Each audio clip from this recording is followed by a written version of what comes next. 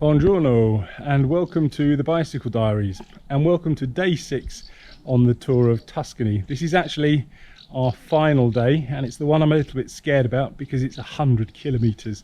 So let's go over to Tim and get the briefing. Big ride today, Leonard. Is what we call a 1,100. That's 100 kilometers. Actually, it should be just over 100, about 101 kilometers, but over 1,000 meters of vertical. And luckily, he said, for you, temperature's going to be quite warm, so around about 32 degrees. But there's a little secret to the ride. There is a net height loss of around about 300 meters. So actually, this ride is probably a little bit easier than you're anticipating. Let's see how we get on.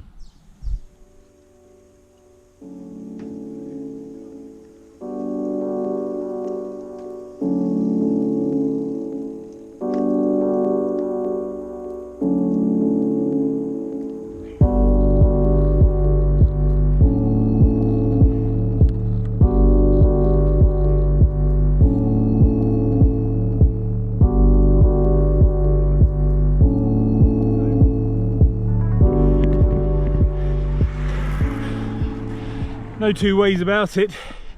Today is going to be a tough day, and it's going to be a question of kind of managing my effort. We've got a long way to go, a lot of climbing to do. Yeah, let's do it.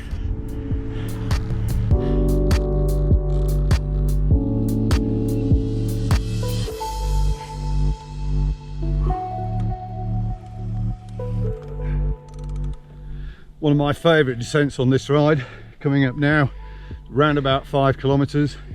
Starts off with some wonderful sweeping lefts and rights, not quite hairpins. Most often you can see the road below, if you know what I mean, so you can see that it's clear. And then it runs out, a very shallow gradient. You can just pedal away and you'll be 40, 45, 50 kph, just wonderful. Follow me.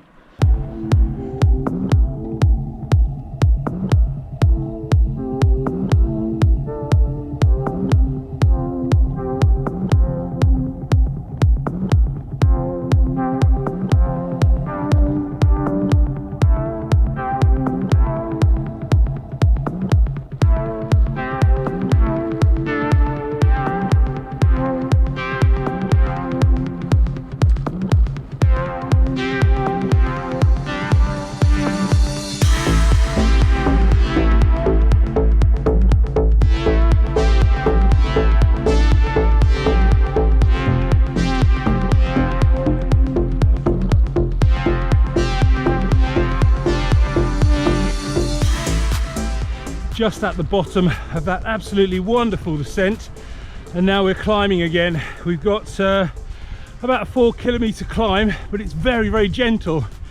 At the moment it's only showing about 2-3%, and because we've got such a long way to go and I want to conserve the batteries, I'm trying to do this on Leonardo power. At the moment it's very manageable, the gearing's quite light and it's not too bad. But if it starts to ramp up anymore, or I just can't maintain that 90 revs cadence, I'll switch the motor on.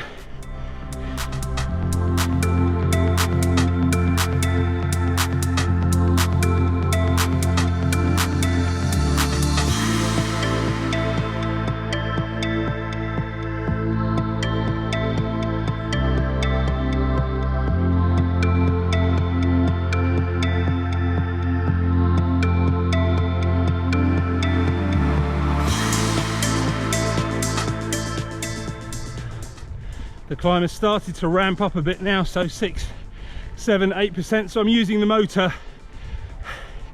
I've got no worries about my cardiovascular system to finish this ride. My main concern is have I got enough strength in the legs, and the motors take away a lot of that worry to a certain extent. And the other concern is just running out of my own personal energy. So I've got a couple of gels in my jersey pockets and I'll be using those.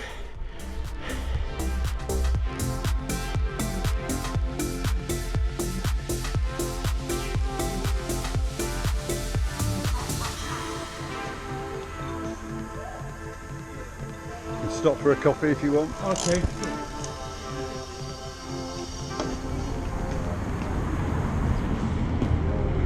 Everywhere you go in this area, you'll hear the word La Roica, and that's actually like a vintage bike ride. It started in Gaioli in Chianti, which is only about 5 kilometers away from where we are at the moment, and it's an incredibly hard bike ride on the Strada Bianca. That's white gravel roads on vintage bicycles, covering between 50 and 200 kilometers. It sounds amazing to watch, but yeah, unfortunately I've just missed it. So I think that was last week. I'm here now in a place called Madonna e Borolio or somewhere, and we've just arrived at another La Roica cafe. A quick stop for some refreshments. Buon divertimento, cari. Ciao. How you doing, mate? Yeah, getting there. Yeah, not too bad. We're only what? About 15k. Yeah, so we've climbed almost 200 meters already. Yeah. So yeah, 20% done. No, absolutely right. Not a long way to go now. Only another 80k. Well, yeah. Ciao. Tim, tell us a little bit about Italian style. Yeah, well, the first thing is you cannot, as an English person or an American, I mean, particularly Americans, I'm sorry if there are any Americans watching, compete. Don't come to Italy thinking that you can compete with Italian style, because you cannot. You should, though, I would suggest, consider what it is that you are wearing, because style here is really socially important. So just pick your best clothes, your smartest clothes, and enjoy it. I mean, it is fantastic. Says the man wearing cycling sandals. Look, there is nothing wrong with Shimano SPD sandals. Absolutely wonderful. Get a pair if you're coming cycling here in Italy. Wonderful.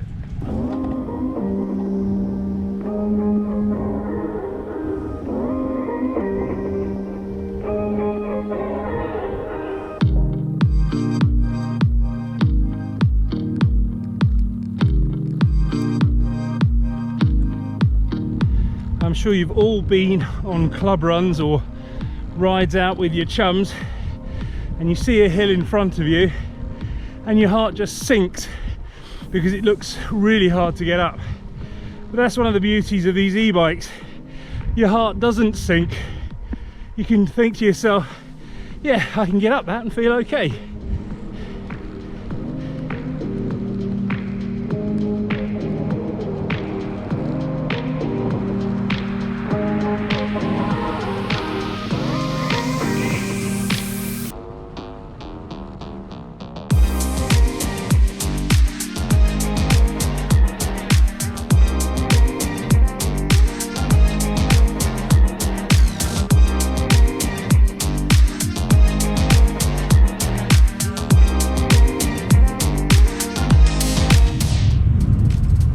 Looks like we're onto a nice gentle rolling section now for about 10-12 kilometers or so. Gently up, gently down.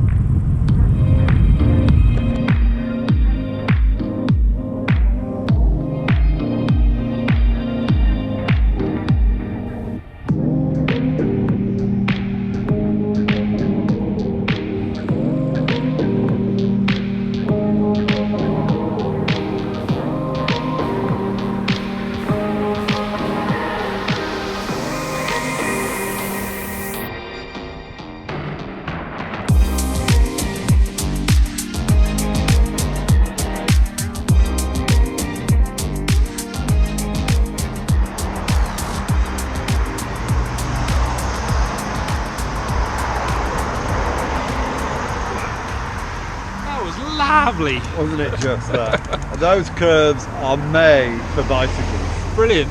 It is lovely, isn't it? But you know what I say? What goes up or what goes down must go up. You got it, buddy. This is the big one. Okay, well, let's get it done. How are the legs? Yeah, not too bad. Yeah, getting there. Good. How's the battery? Yeah, full, I think. Cool. Yeah, I obviously didn't use it on the descent or anything, so yeah. Awesome, awesome.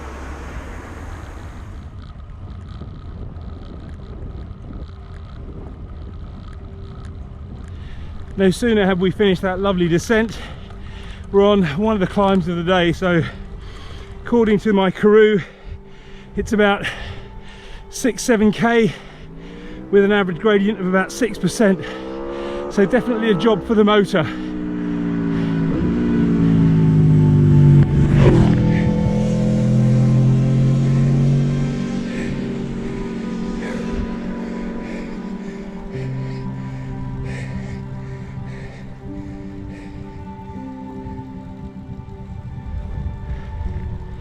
At the moment, I'm chugging my way up this climb. It's currently 6%.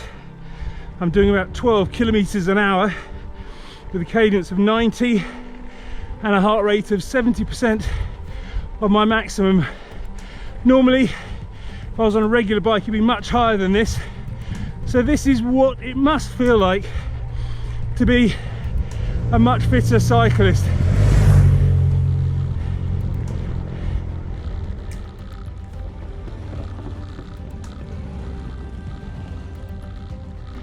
Even when riding an e-bike, the same climbing strategies are going to apply. Basically, try and relax, settle into a pace that you can sustain, synchronize your breathing and your pedaling, and just chip away at it.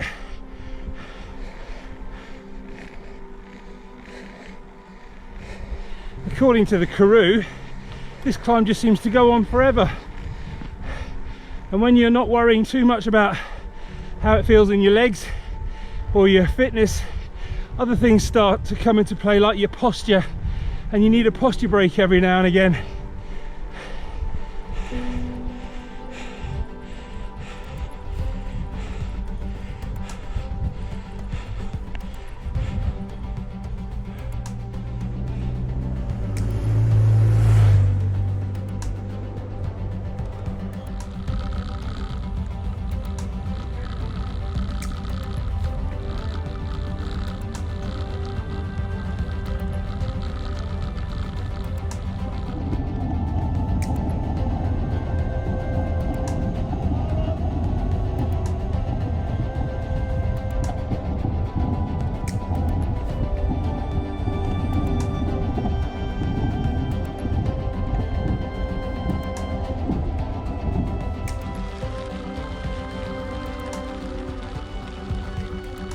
Some more Strada Bianca, and this is what they ride on for the Eroica. I just can't imagine riding on it for like 200 kilometers. This little section's about 1 kilometer, and that's enough for me.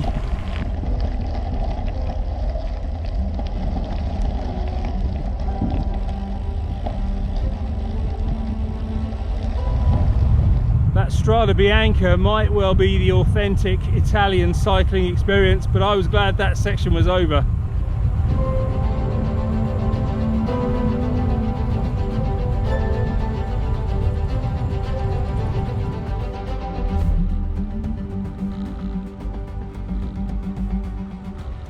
Well, on another climb now, a couple of kilometers, and we're in this town I can't even begin to pronounce the name of.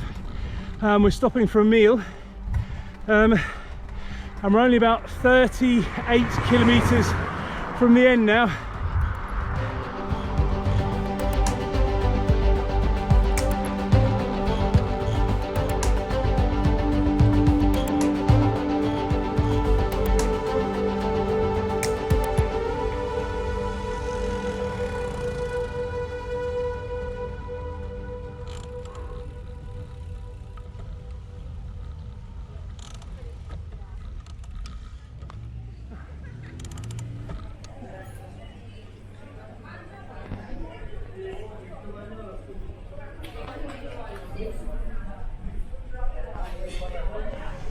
Yeah, I think we've earned these.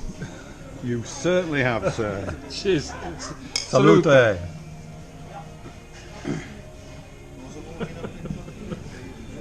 appetito.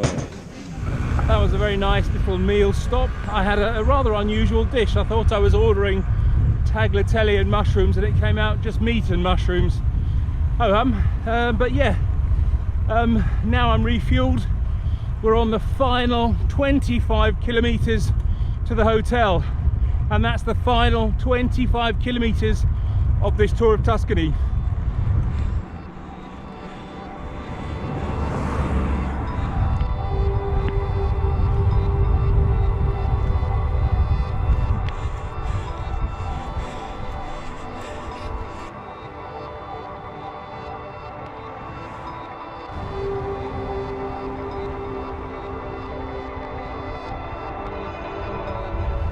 With only about 20 k's left to go now, there's a real kind of end of term feeling in the air. Looking forward to getting to the hotel, having a nice shower and relaxing.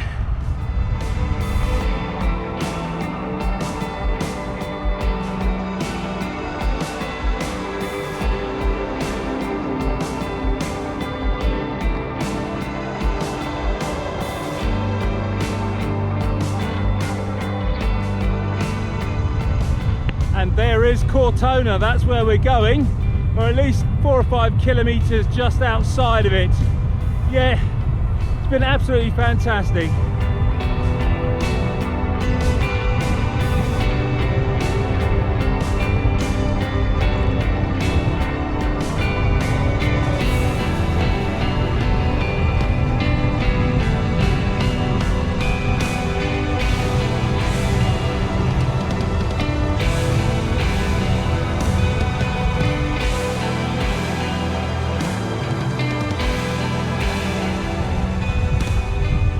Less than 5 k's to go now, and we were riding on these roads on day one, although obviously in the opposite direction, and it's got that real feeling of coming home.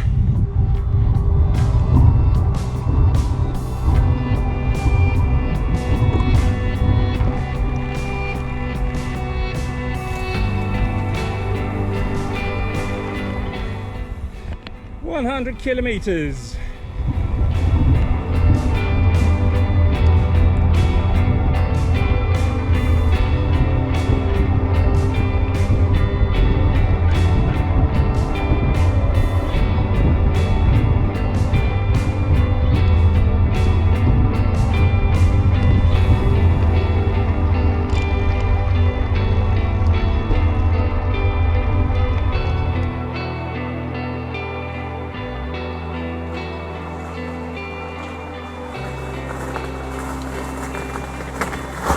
Oh, hurrah! Well done! Woo! Well done, that man. Well done, Kelvin. Well done, Cal. You did it. No. So there we go, that's 100 kilometres today, over 400 kilometres and 8,000 metres climbing this week. How do we all feel? Let's do it again. Yeah, let's give it a few days before we do it again. Yes. Well, more to the point, that's over around about 1,350 metres vertical today. Wow. 1,350 metres. You did well, buddy. Well, we all did well. We did. No, Hurrah for us! Yes, exactly right. Woo!